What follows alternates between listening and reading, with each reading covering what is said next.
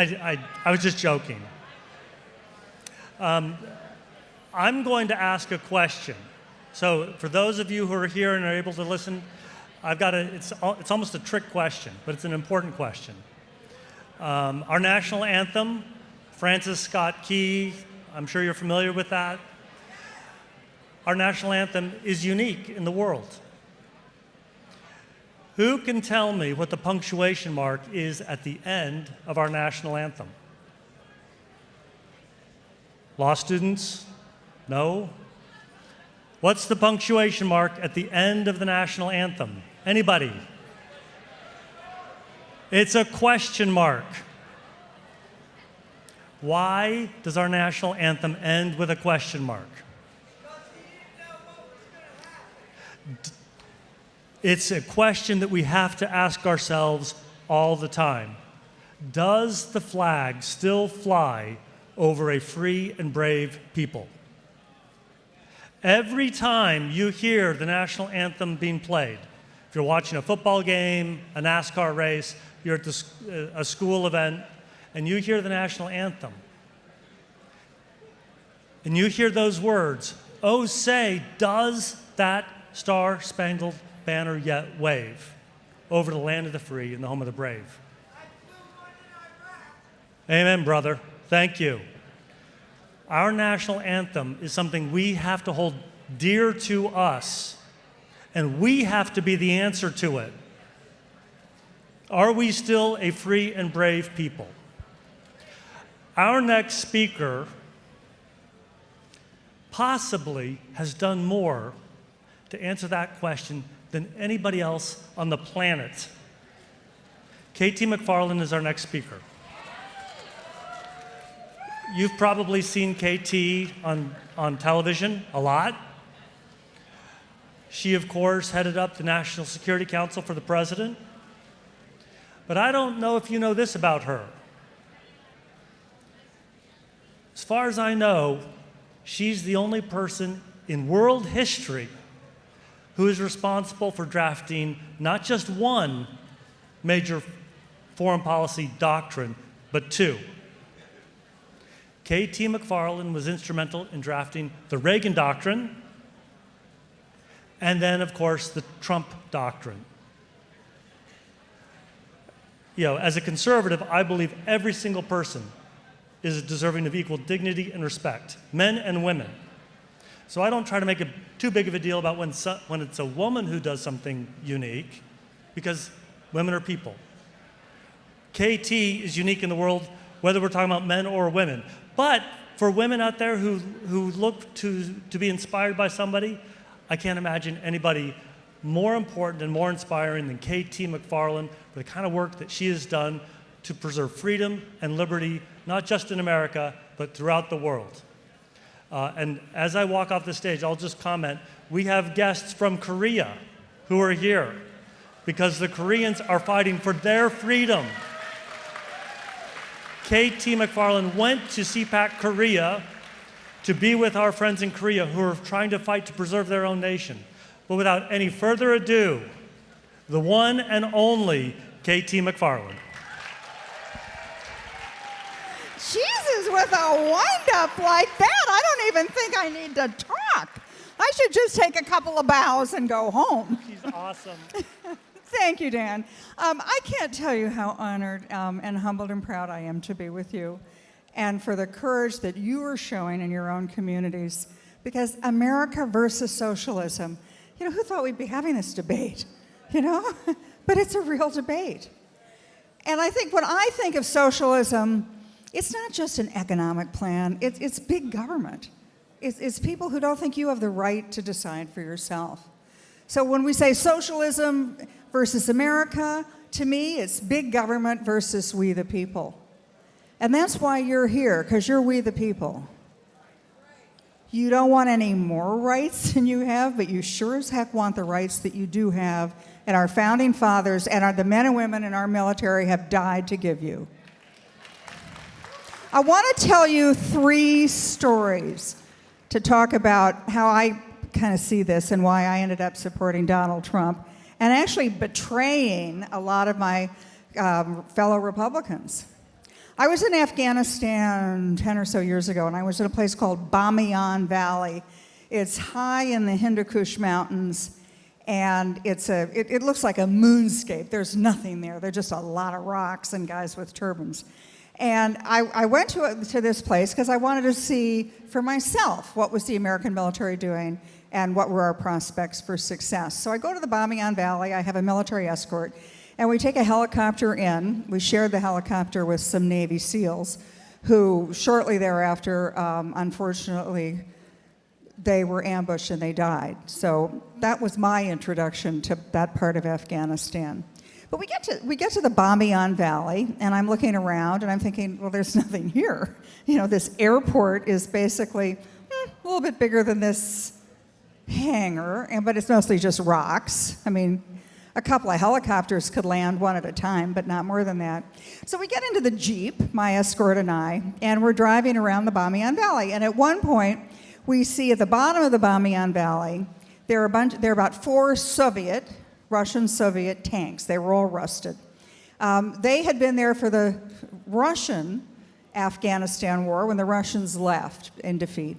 There's another part of the Bamiyan Valley where Genghis Khan had been in the 14th century, the Chinese Mongol leader, and he had killed all the people in the Bamiyan Valley to make the point of how powerful he was.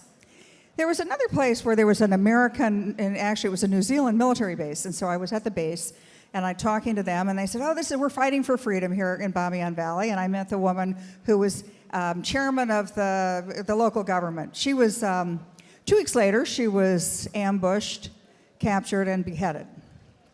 So here we are in the Bamiyan Valley, and I'm thinking, well, what's the whole story? And I see that there's a farmer plowing his field. So I go over to the farmer, Bamiyan Valley. He's got the turban, he's got the long pants, the long tunic, and he's got 2 oxen and a wooden plow. He is plowing his field. And I'm looking at him thinking, wait a minute. You know, the British were here 200 years ago. We're here. The Soviets were here. Genghis Khan was here. Somebody's probably offered you something more than a wooden plow to plow your field. But you didn't want it. So why are you still plowing? Well, anyway, that was that. Got back in the Jeep with my escort. And I was starting to notice how there was a great road that we were on. It was called the Laura Bush Memorial Highway. The Laura Bush Memorial Highway links the airport that's really just a moonscape to the town of Bamiyan, which is really just some huts, shacks. And so the highway was like the fanciest highway I'd ever seen. But there were no other cars on it, just the Jeep that I was in. On the side of the road was a donkey and a young man, and he was sort of plodding the donkey on. The donkey didn't want to get on the road because that was really hard on the donkey's hooves. So we had the road to ourselves. I come back to America, and I'm thinking, this is a war we're not going to win. I come back to America, I fly into LaGuardia Airport, I'm from New York, and I'm going on the highway that connects the airport in New York to Manhattan, and I'm bouncing along, I'm in a taxi, we're hitting potholes, it's crowded, and I'm thinking, there's something very wrong with this picture. We have just built a super highway in a place where there are no cars, and nobody even wants us, and here we are in a place where we could actually use a good highway. The next part, though, is when I talk to one of my friends, someone I'm a professional associate of, and he was a big advocate of the Middle East wars, and I said, well, John, my daughter's going to the Naval Academy. We have a strong military tradition in our family.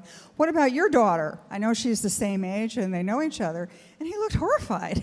And he said, oh, no, my daughter? No, she's going to Yale. She's a really good student. She's going to go to graduate school. She would never go into the military.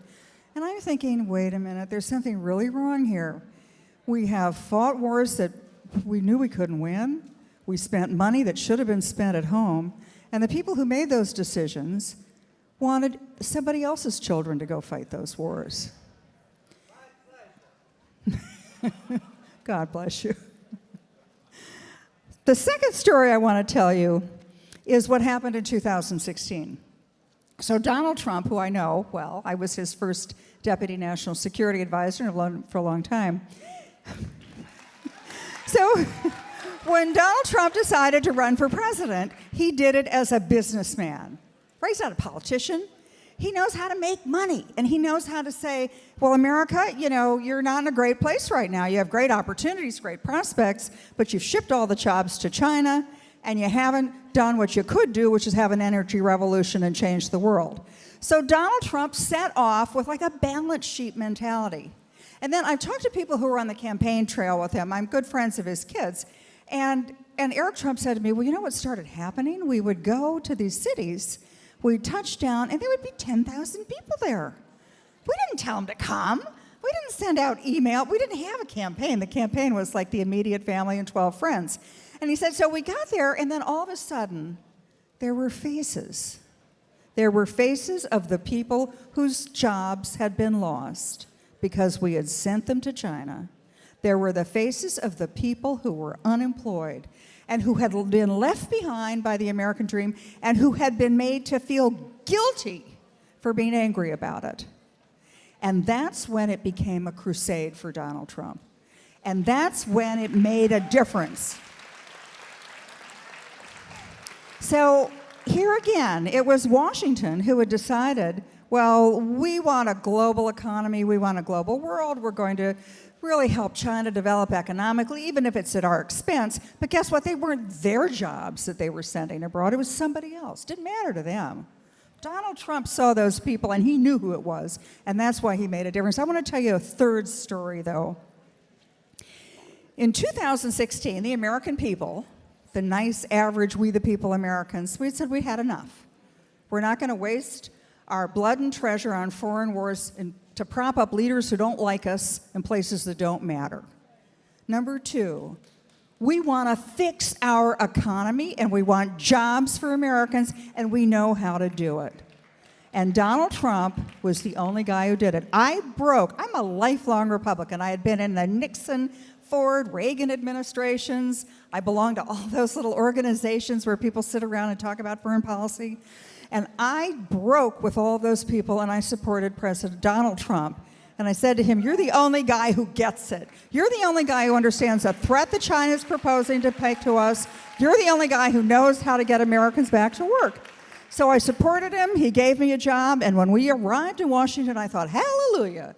You know, finally, we're going to have a change of the failed economic and foreign policies of Republicans and Democrats for the last 20 years. Well, we were treated like an alien invasion, okay? Skunk at a picnic. And the people in Washington hated us. And they set out to undo and sabotage Donald Trump from the very beginning.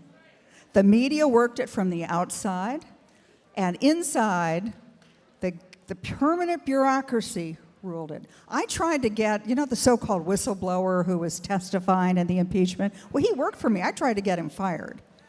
I sat in meetings with him, and I said, well, here's our policy. President Trump wants to have a different direction here. And the guy interrupted and said, well, that's not our policy. And I said, well, it is now.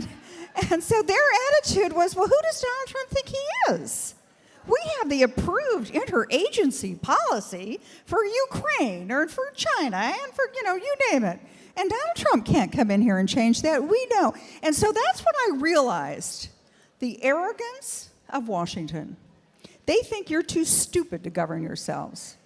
They think they're the only ones with the experience and the education and the moral turpitude and all of the things that they think are important for government. And I looked at those people and I said, gosh, I probably was one of you at one point. But if you're so darn smart, why have you screwed it up so much?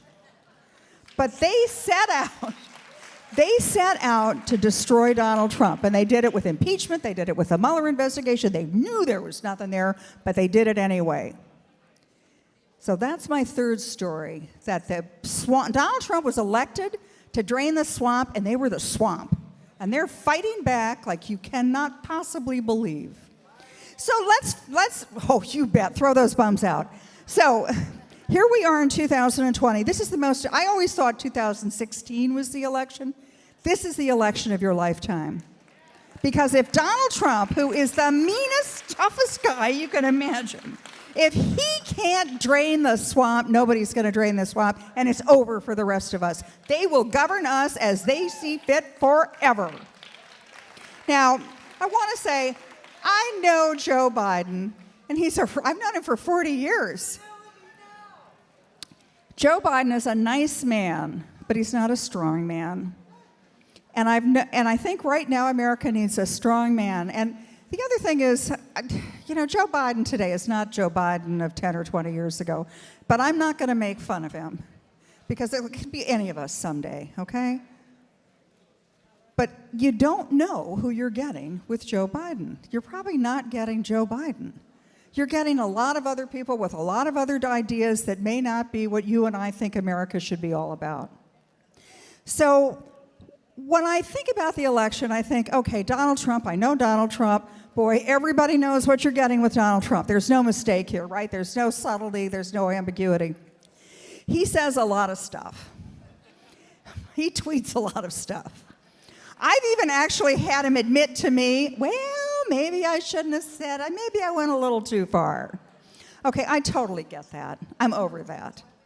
But you do it. Most people in Washington, they talk great stuff, but they never do it. Trump actually says a lot of stuff, but he does it. It's the best economy we have ever had. He is the first American president to stand up to the Chinese and call it like it was. He is the first president to figure out that energy independence, that American fracking, would not only lead to an economic revival in the United States, but it would bankrupt the Middle East, it would force the Chinese to our doors, and it would bankrupt the Russians.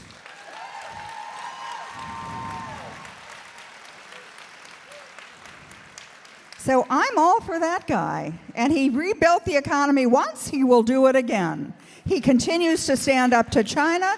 And oh, by the way, if you were watching CNN, you probably missed the fact that a week ago we had a historic peace agreement between Arabs and Jews that hasn't happened in 2,000 years.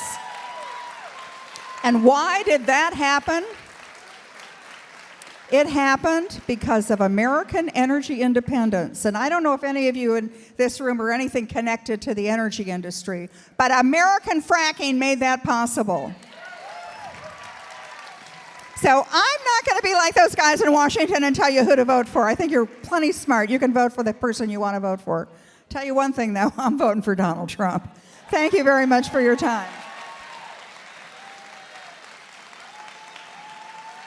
And if you haven't had enough of me already, I have a book, like a lot of people, but my talk about why Donald Trump won, why he's going to win again, and why actually this is the greatness of America. Is because when we have bums in Washington, finally we get sick of them, we throw them out, and we have a political revolution. You are revolutionaries. So I will be at the back of the tent selling my book. I'll see you all later. Bye.